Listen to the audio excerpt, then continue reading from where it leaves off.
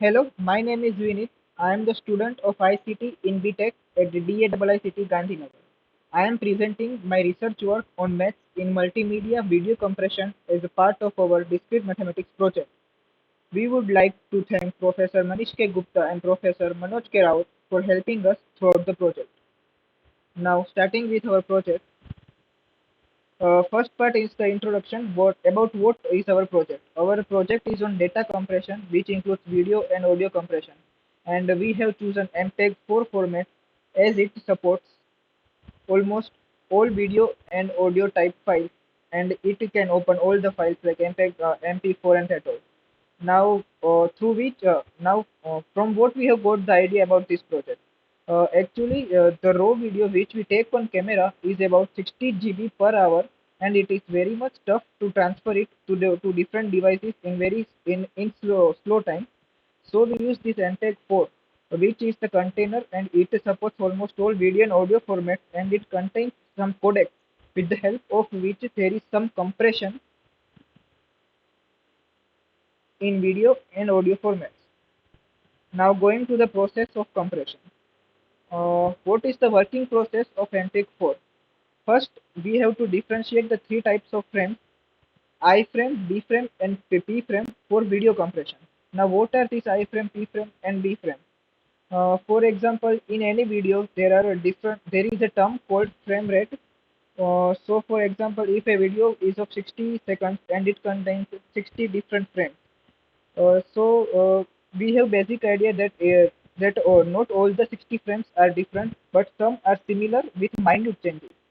So what we can do is uh, we can we can steal the different means we can steal the things which are not changed, and we can only change the things which have minute changes. For example, in one image, if a person is waving the hand, and in other image, the person is still. So in that case, we can do this. And corresponding to that, we have three types of frames: I frame, B frame, and P frame.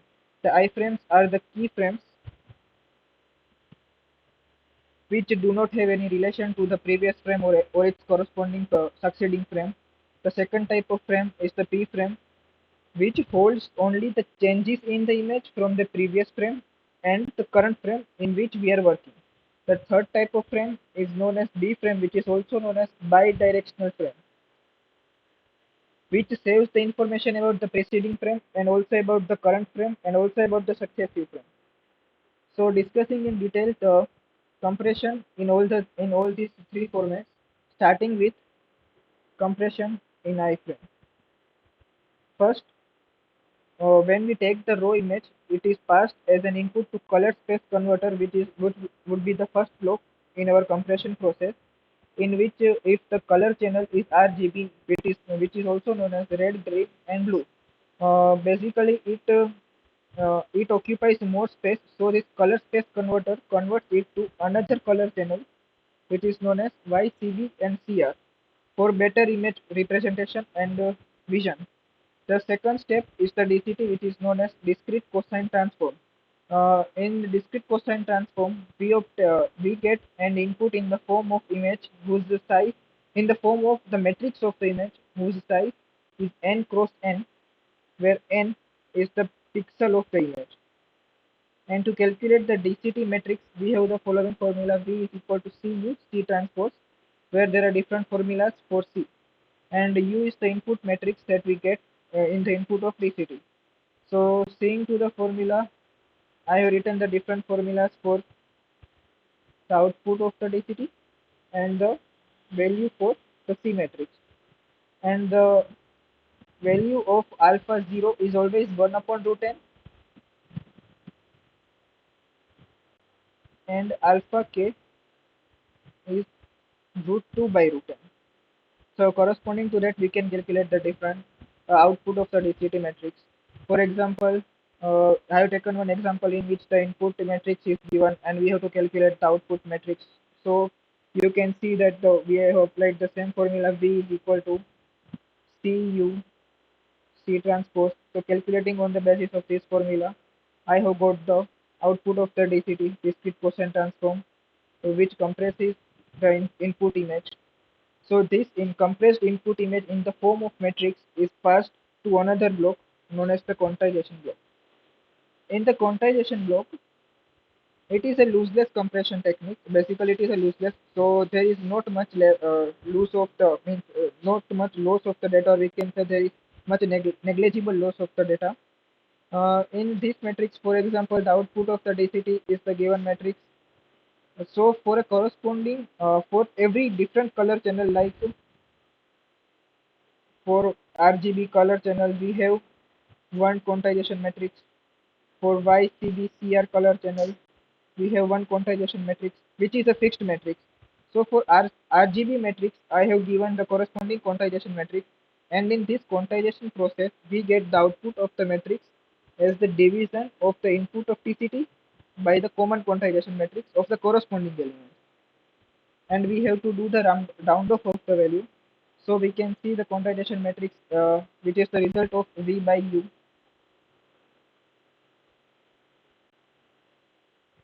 Now, the output of the quantization matrix is passed to another block, which is known as the zigzag scan. In this zigzag scan, we just have to do the zigzag traversal like this. And in the ongoing part, whatever values, whatever inputs of the matrices become in order, we have to write that. And the highest means the greatest number is known as the DC coefficient, and all other numbers are known as the AC coefficient. And the output of this zigzag scan would be a vector, not a matrix of 8 cross n, means not a matrix of 8 cross 8, but a vector of 1 cross 64 in case where the pixel where the image is of pixel 8. And in most of the cases, the image is of pixel 8 only. Now coming to the main step of the compression, which is entropy encoding and decoding. It involves two types of algorithm, namely Huffman encoding and arithmetic encoding. Now explaining first the Huffman encoding. For example, in Huffman encoding, we have got the input in the term of alphabet like committee. So we can see that there are 9 different symbols and 6 unique symbols. So writing the frequencies of the symbols and giving the length code, which is just a binary adder, means we have to just add 1 to 000 pin 001 and like that. And corresponding to the spelling of the committee, we have to write the code word of the committee. And we can see that it is of 27 bits.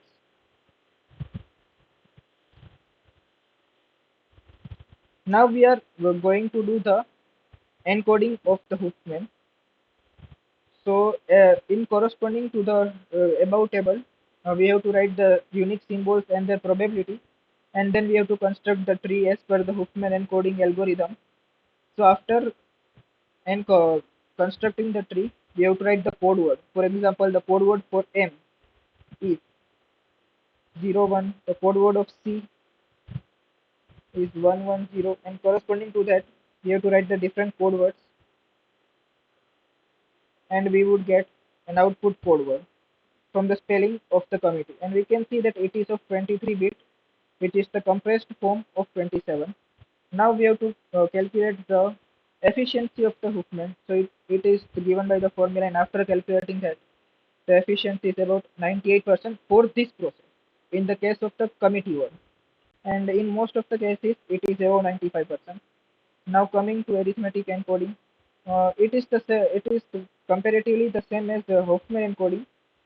We would have different probabilities of the input, and in this case we have to construct the arithmetic encoder tree, which is given by the which is corresponding to the algorithm of the arithmetic tree.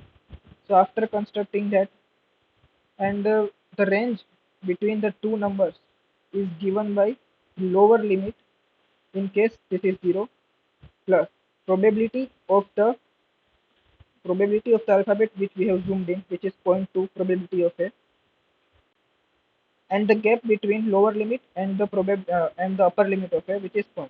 So we get 0.004.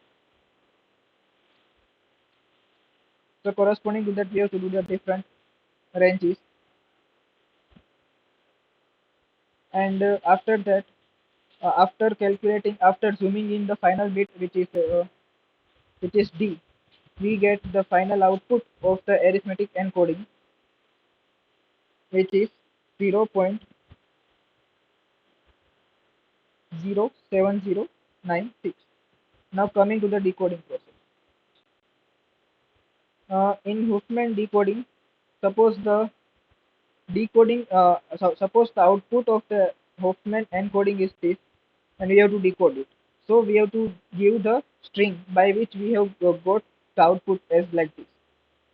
For example, if it consists of A, L, M, and Y, and writing the different probabilities, and constructing the Huffman decoder tree, which is the same as constructing the Huffman encoder tree, we would get the decoded string as Malayalam. So for the word Malayalam, the encoded string was this. So you can now understand the process of Huffman encoding and decoding. Now going to arithmetic decoding. Now as you can remember, the output of arithmetic encoding was this. So okay, on the basis of that, we can again do the arithmetic encoder tree by the same process as arithmetic decoder tree. So in this step, we have first zoomed in A, then B, then C, then again A, then again. So its output would be A, B, C, A, D. Now these are the two processes of arithmetic encoding and Huffman encoding and decoding. But arithmetic encoding has different advantages over Huffman encoding, like the compression ratio is 5 to 10% better than arithmetic Huffman encoding. So this process is often used more than Huffman encoding. Now coming to the encoding process of a BP frame. Uh, there are similar steps like in the compression of BP frame, like that as discussed in compression of IP frame, except the motion estimator. In motion estimator, what we have to do is the in for example, if a video is of 60 seconds, means if of any time, and the pre- the preceding and the succeeding image, they have very minor changes.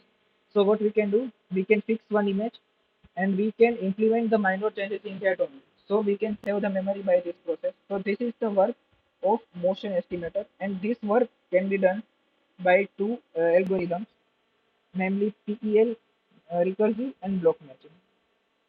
Now coming to the decoding process of a compression of iframe or compression of BP frame, it is same for both. In the decoding process, first we have to pass. I mean, first block would be the D zigzag scan. It is exactly opposite of the zigzag scan.